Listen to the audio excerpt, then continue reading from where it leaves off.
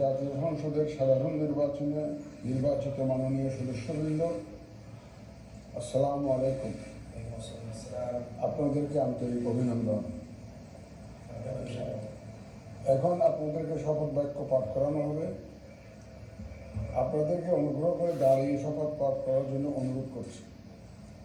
উল্লেখ্য যে আমি শব্দটি উচ্চারণের পর মাননীয় সংসদ সদস্যগণ ডট চিহ্নিত স্থানে নিজের নাম পাঠ করবেন। আমি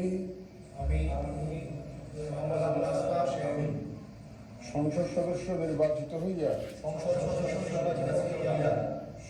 সশ্রদ্ধ চিত্তে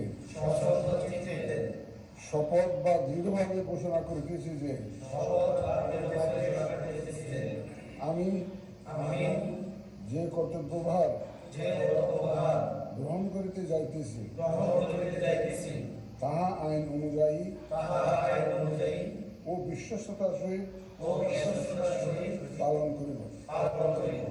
আমি বাংলাদেশের প্রতি অকৃত্রিম বিশ্বাস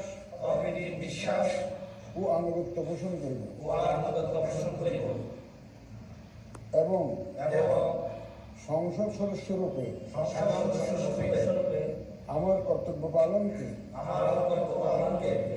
ব্যক্তিগত স্বার্থের দ্বারা প্রভাবিত হইতে দিব না। ধন্যবাদ।